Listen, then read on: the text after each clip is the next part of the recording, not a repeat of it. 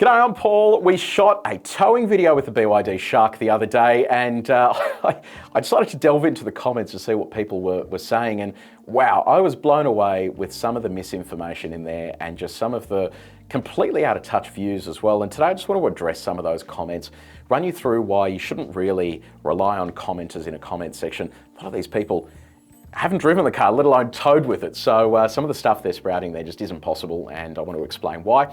And the other thing I want to run through today is one comment that I found that talks about a massive limitation you're going to have when it comes to towing. It's really buried in the owner's handbook, but it's going to limit what you're able to tow with this vehicle. And it's definitely something worth keeping in mind before you buy one of these strictly for towing. So I'll run you through that in a second. So just as a recap in terms of what we did, we used the hill road at the proving ground with a trailer weight up to 2.5 tons.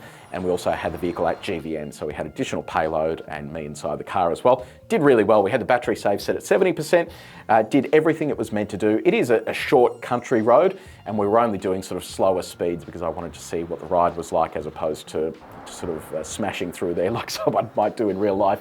But I was really impressed with it, and for most people, that is going to serve the purpose perfectly fine. You're going to be able to tow up big hills. It's got plenty of punch, and it was able to keep the battery charge sustained on downhill sections as well. The only concern I had was with regen, and if you do sort of run out of regen or your battery's full and you immediately get into a descent, it is going to be relying on the friction brakes on the vehicle and your trailer, and you could run into the stage where you're cooking them, and obviously you don't have the ability to engine brake like you do in an internal combustion car with stepped gears.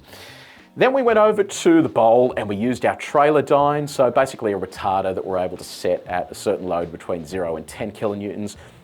This is the same device we've used for our big SUV towing test and also our dual cab ute towing test. And it is the same device with the same settings because we wanted to be comparative. We wanted you to have an idea of how this performs compared to other dual cab utes on the market. That is the whole point of a comparison test. But that's where it all went downhill, so to speak, in the comments section, with some people genuinely hysterical and unable to grasp the basic concepts of how this engine and battery and motor combination works. So I wanted to run you through some of the highlights in the comments section. This one... When you're towing a heavy load, you're meant to set the battery to a decent charge minimum, like 50%, so that doesn't happen. You seem hell-bent in showing the BYD Shark 6 in the worst possible light. Perhaps you should engage your brain before doing some of these tests.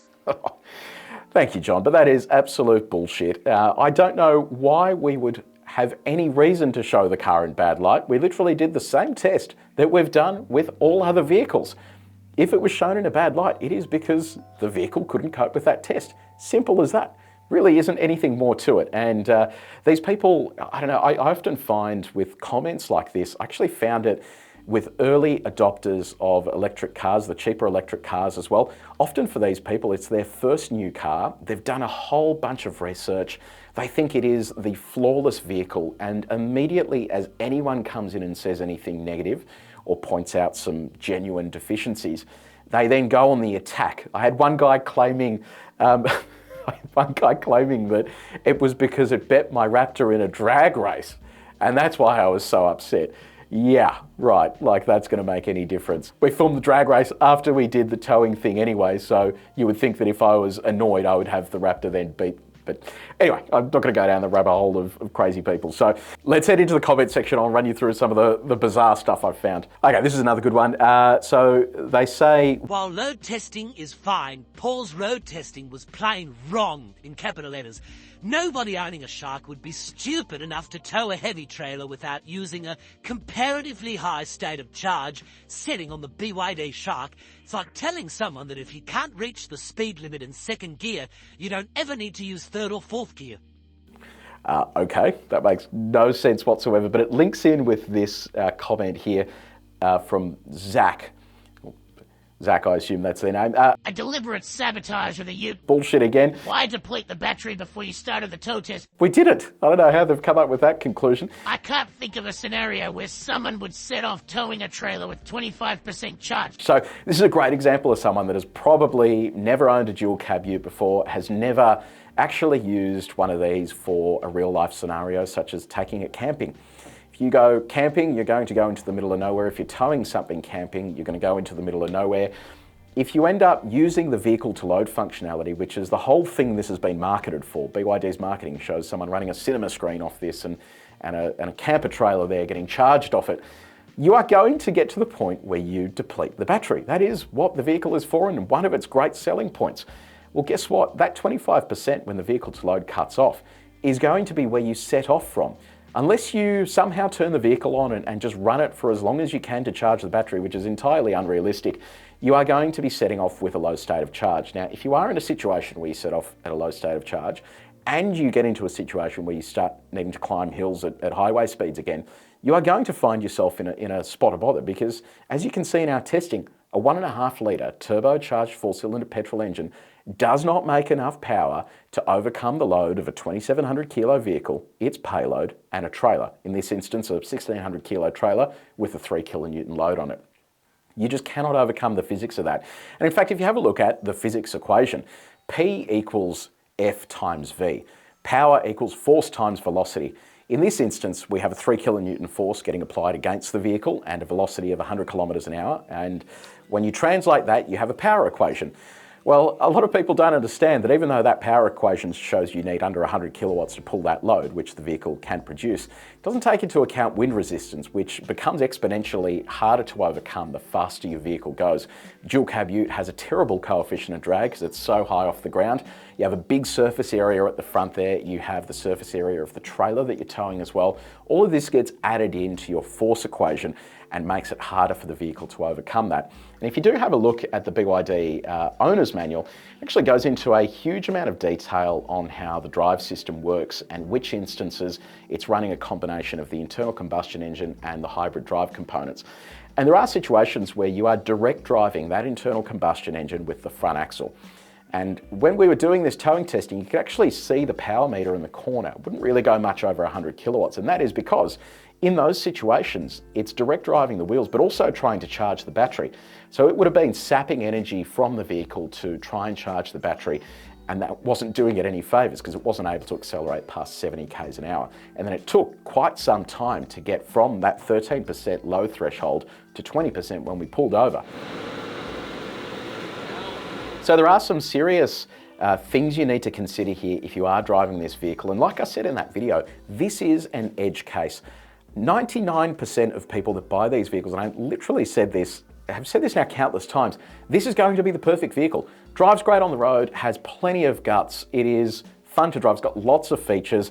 For towing, it is going to cater for what most people are doing. And as you saw on the hill road, it's going to be perfectly fine to tow at capacity on those types of roads. But if you do ever end up in an edge case scenario, that is where it is going to fall down, regardless of how much you want to think that a setting on the car is going to change that. There was another comment here as well that kind of went along that same line. Why would you have set the battery at 25% before engine recharge? We didn't. Again, I don't know where they've got half of this from. From memory, you can set it all the way up to 70-odd%. That way the engine would have cut in earlier and kept it charged. That is not true at all, because even if you have your battery percentage locked in at, let's say, 70%, if you did set off at that rate with that trailer pulling on the vehicle, it would eventually eat through that threshold. The car cannot magically create power for you to use so that the battery doesn't drain. If it cannot pull the load when the battery is empty, it then cannot pull the load if you tell it not to go past a certain point. So when you get to that threshold that you've set, you're going to start eating into your battery and you're going to start using that. And as we discovered when we were going around the bowl, even before we got to the battery being empty, it was starting to derate. And that all really comes down to the power and torque rating of those motors. Your rated power is significantly less than your peak power. So you can only access that peak power for short bursts, and it means that the balance of the time you're relying on the internal combustion engine plus the rated power of those motors. And what we saw when we were driving around the track, even when it had sufficient battery power, it was starting to slow down and then speeding up again as it pulled out of that peak power mode, went into its rated mode and then sped up again. So you are going to run into those situations. And like I said, it is really only going to be if you are putting maximum strain on the engine. And that's why we use the example of that Prado in the footage there as well. It's not a comparison to the Prado. They're not comparable vehicles. It is a comparison to a vehicle with a 3 kilonewton load that weighs around the same, just showing you that it can be done. It just requires a lot of fuel to be used and a lot of engine power and torque, which is what the Prado was able to do by virtue of gearing as well. So that is just some stuff to keep in mind. And the last one I want to address here as well, again, it's just a solid misunderstanding of physics and just the basics of towing a trailer. From this user here, it said, The real question is, can it tow the rated 2.5-ton trailer around the track all day? And the answer is yes. I try to give CE the benefit of the doubt, but they obviously have a clickbait agenda. I think they are confusing a lot of people, for which the ute will be perfectly fine. That bit I believe. I believe that people like this guy are very confused because they don't really understand the basics of towing. And I do apologise for that. If you don't understand the basics of that, perhaps do some research before you comment. But his comment there about the 2.5-ton trailer around the track all day, it's such a silly comment, because if you are looking again at that power equation, P equals FV, if you get up to speed and you're not accelerating and you have a constant velocity and your acceleration is 0, you're going to find that really the only resistance you have is air resistance and any other sort of drag that you have on the vehicle. And like I said before, dual cab ute, pretty poor coefficient of drag, big surface area. If you have a big trailer like the one we were using, big surface area as well that's going to catch the wind. The engine only needs to sustain 100 kilometers an hour with wind resistance and other drag. It really isn't using much energy outside of that.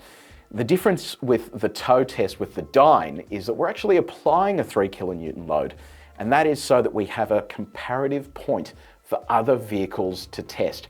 It is the same test that we're doing with all the vehicles. It gives you an understanding of how the Shark compares to those other vehicles. That is the whole purpose of that, and why a 2.5-ton trailer going around a flat track all day doesn't really mean anything and doesn't really help anyone either. Anyway, look, that's enough on responding to those comments. There's so many there from people that just don't get it, and also a lot from people that simply do understand and have just accepted the fact that there is a limitation here. And again, for most people, it won't be a problem. Just something worth keeping in mind.